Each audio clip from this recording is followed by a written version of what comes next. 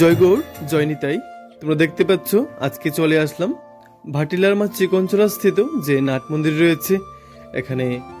আজকে 16ই পৌষ এখানে গীতা পাঠের সুন্দর আয়োজন করা হয়েছে।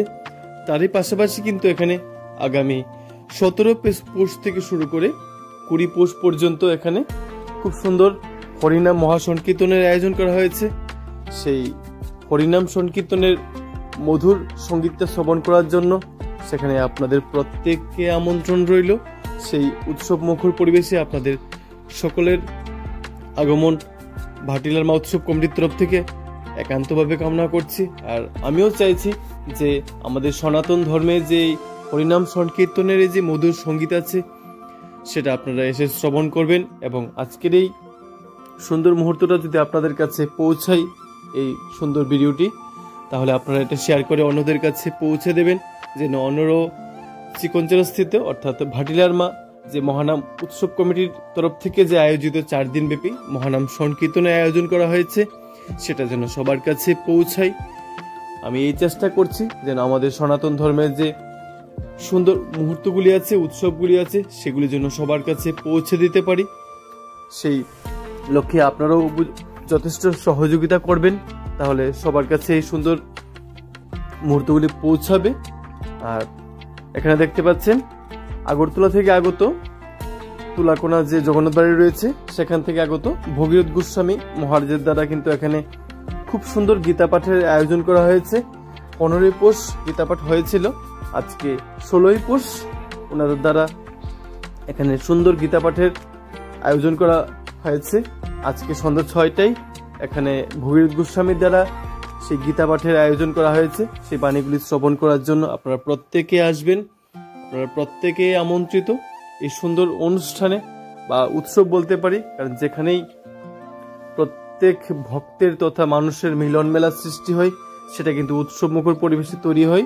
আর প্রত্যেকটা উৎসবে কিন্তু তখনই সুন্দর হয় যখন আমরা প্রত্যেকেই সেই অনুষ্ঠানে বা উৎসবে আমরা সম্মিলিত হবে, সেখানে অংশগ্রহণ করব, সেখানে উপস্থিত থাকব, তখনই কিন্তু আমাদের সেই উৎসব সাফল্যমণ্ডিত রূপ লাভ করতে পারে। আর খুব সুন্দর একটা মুহূর্ত।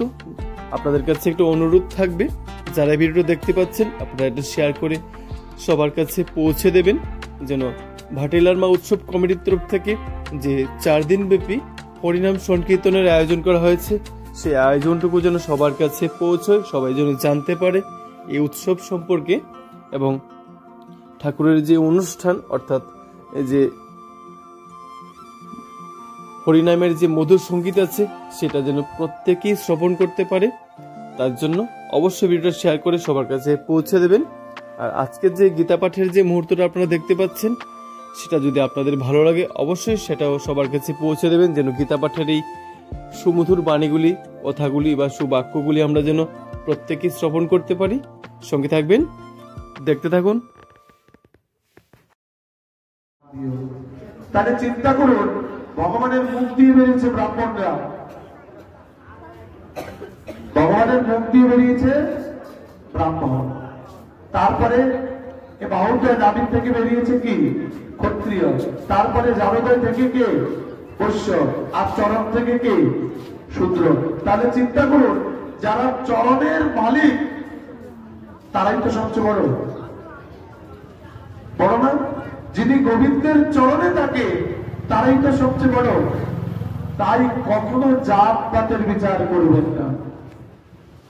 জাতপাতের বিচার করতে গেলেই মনে রাখবেন ধর্মটা নষ্ট হয়ে যাচ্ছে, কৃষ্ণ ভক্ত নষ্ট হয়ে যাচ্ছে, সদাচার নষ্ট হয়ে যাচ্ছে।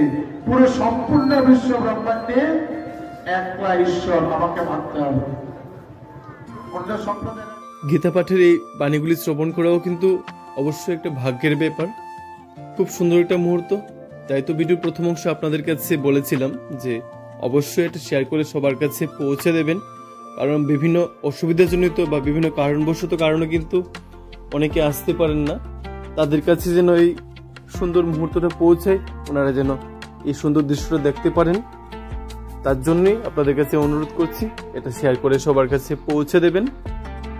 আবারও বলছি, ভাটিলার মা উৎসব কমিটির তরফ থেকে যে 17ই পৌষ থেকে শুরু করে 20 পৌষ পর্যন্ত অর্থাৎ ইংরেজিতে যদি বলি 2 জানুয়ারি থেকে শুরু করে 2, 3, 4 এবং 5 জানুয়ারি 2025 তারিখ পর্যন্ত কিন্তু এখানে 4 দিন ব্যাপী যে হরিনাম মহাসংকীর্তনের আয়োজন করা হয়েছে, সেই উৎসবে আপনাদের প্রত্যেকের আমন্ত্রণ রইল। প্রত্যেকে আসবেন, প্রত্যেকে সেই উৎসবটাকে আরো সুন্দর করে তুলবেন এই আশা রাখছি। সঙ্গে থাকবেন, দেখতে থাকুন। আর এখানে এসে কিন্তু চিকনচালা স্থিত যে তৃষা ডিজে এন্ড সাউন্ড, ওনার তরফ থেকে কিন্তু যে এখানে সাউন্ড সিস্টেমের যে আয়োজনটা করা হয়েছে, খুব সুন্দর আয়োজন। আর এখানে এসেও কিন্তু এই দাদার সঙ্গে দেখা হয়েছে, আপনাদের ভিডিওর একটা অংশ দেখিয়ে দেব। খুব ভালো, খুব সুন্দর ব্যবহার এবং জিনিসগুলো কিন্তু খুব ভালো সাপ্লাই করে থাকে উনি, দেখতে পাচ্ছেন। খুব ভালো লাগলো এখানে এসে দাদার সাথে দেখা হয়। আর গীতা পাঠের যে পরবর্তী সময়টা দেখতে পাচ্ছেন, যেখানে তুলসী প্রদান করা হচ্ছে, যে ঠাকুরের আশীর্বাদ নেওয়া হচ্ছে, সেই দৃশ্যটা আপনারা দেখতে পাচ্ছেন। খুব সুন্দর একটা মুহূর্ত, খুব অলৌকিক একটা মুহূর্ত বলতে পারি। আমাদের সনাতন ধর্মে প্রত্যেকটা উৎসব অনুষ্ঠানই কিন্তু আমাদের কাছে খুব মন ছুঁয়ে যাওয়ার মতো, যেটা আমাদের ঠাকুর যেমন আমাদের হৃদয়ে বিরাজমান থাকেন, সেই রকম প্রত্যেকটা অনুষ্ঠান উৎসবে কিন্তু খুব সুমধুর, খুব সুন্দর হয়। আর অবশ্যই সেটা কিন্তু আপনাদের প্রত্যেকের আগমনেই সেটা সুন্দর হয় বা সাফল্যমণ্ডিত হয়। তাই আপনাদের কাছে আবারও বলছি, আপনারা অবশ্যই ভিডিওটা দেখার পর কমেন্টে জানাবেন আপনাদের আজকের এই মুহূর্তটা আপনাদের কেমন লেগেছে, এবং যদি ভালো লাগে অবশ্যই এটা শেয়ার করে সবার কাছে পৌঁছে দেবেন। সঙ্গে থাকবেন, দেখতে থাকুন।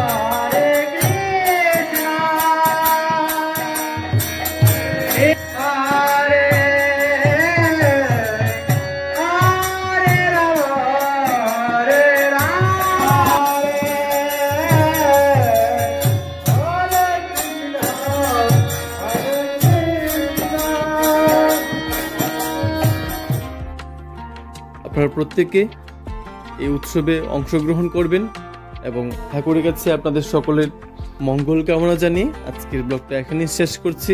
আপনারা সবাই ভালো থাকবেন, সুস্থ থাকবেন, এভাবেই ভালোবাসা দিয়ে পাশে থাকবেন।